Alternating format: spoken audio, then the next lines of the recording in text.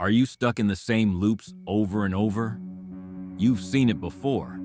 You just closed another trade early, again. The setup was perfect. Your analysis was solid, and the entry was clean. But the moment the price pulled back just 0.3%, your hand moved to the exit button as if it had a mind of its own.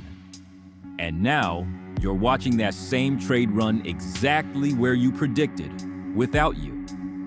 This isn't the first time. It's a pattern, a glitch in your internal system. Deep down, you know the truth. The market isn't stopping you from winning. You are. This is self-sabotage, and it destroys more accounts than bad strategies ever could. By the end of this session, we will install the tools to fix this once and for all. Most traders ignore this, but 90% of trading failure has nothing to do with technical analysis. A study from the University of California tracked 66,000 retail traders and found something shocking. The failed traders weren't using worse strategies. They weren't less educated. They weren't analyzing charts incorrectly. They were sabotaging themselves. They were cutting winners early, holding losers too long, overtrading after wins, and freezing after losses. Sound familiar? If you've ever looked at your journal and asked, "Why do I keep doing this?" you are not alone. You're still here, still searching, and that means you're ready to understand the software running inside your skull. Your trades are showing you something. Let's ask the uncomfortable questions.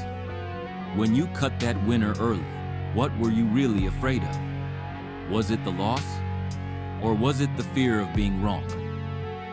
When you held that loser until it destroyed your weekly gains, what were you hoping for? A reversal? Or were you just avoiding the admission of a mistake? The market doesn't just test your strategy, it reveals your psychology. Every trade is a mirror. Research from MIT shows that when a trade goes against us, our brains show activity patterns identical to physical threat responses. Heart rate spikes, cortisol floods. Your brain treats a red candle like a predator attack. Oh, that's not a flaw. It's biology. Your brain is wired for survival, not profit. The traders who overcome this don't eliminate the fear. They recognize it. They see the pattern and understand that the impulse to exit early isn't protection.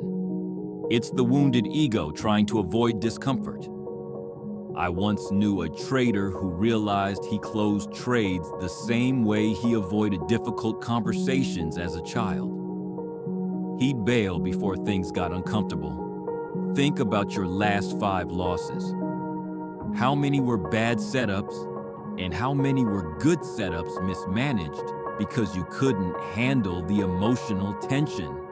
The market is your therapist. It will keep repeating the lesson until you learn it. Here is the paradox. The more you try to control your trades, the more you sabotage them. Discipline isn't white-knuckling through discomfort or suppressing emotions. Suppression actually increases the likelihood of an emotional blowout. Psychologists call this ironic process theory. If I tell you, don't think about a blue elephant, what floods your mind? In trading, if you scream, "Don't overtrade," you will likely overtrade. Professional firms don't teach suppression, they teach observation. When you resist an emotion, you give it power. When you observe it, you neutralize it. Space between stimulus and response. That is where self-sabotage dies. The most dangerous moment isn't after a loss. It's after a big win. Researchers at the University of Chicago found traders are 34% more likely to take impulsive, oversized positions after winning streaks. Winning feels like validation. Your dopamine floods, and your brain whispers, "You can't lose." This is the testosterone trap. High levels increase risk-taking and make you feel invincible. The market doesn't punish you for losing. It punishes you for believing you've won. Start getting suspicious after wins. Stay aware. The version of you that shows up after 3 green days is the one most likely to burn the house down. You develop a strategy, backtest it, and it works for weeks. Then, a few losses hit. You panic. You tweak the system, change indicators, flip timeframes. Now you're lost in a maze. Your edge didn't disappear, your trust did. Markets change. They trend, they chop, they die. A strategy for one condition fails in another. That's normal. Professional traders don't ask, "Why isn't this working?" They ask, "What condition am I in?" In Jack Schwager's Market Wizards, the elite traders had losing quarters, but they didn't abandon their edge. They scaled down and waited. Stop treating your strategy like a magic spell. Treat it like a tool. Daniel Kahneman's Nobel research revealed loss aversion. The pain of losing $100 is twice as intense as the joy of winning $100. This is evolutionary programming.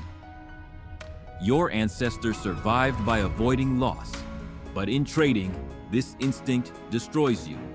This often hides as perfectionism. You wait for the perfect setup, 5 confirmations, absolute certainty, and the trade runs without you. Perfectionism is just fear in a suit. There is no perfect trade, only probabilities. Good enough is the professional standard. Are you being selective, or are you just being a coward hiding behind standards to avoid the discomfort of execution? Social media is a highlight reel. You see a 200% gain, and suddenly your steady 5% feels like failure. You start chasing home runs and blow up your account. This is comparison-based sabotage. There is no universal path.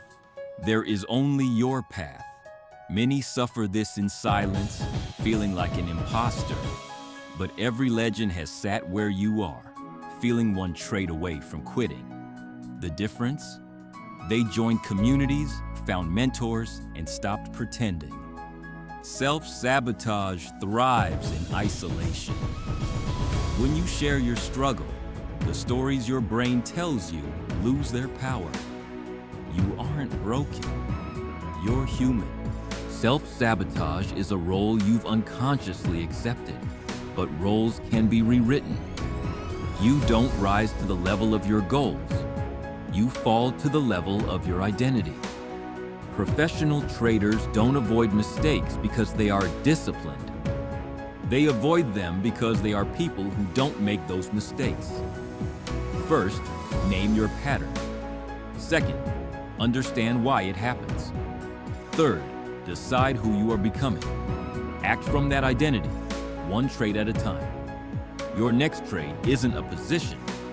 It's a decision about who you are. Comment your pattern below. Name it to strip it of its power. I'm Ossy, and this is Trading OS Academy. Let's grow together. See you in the next session.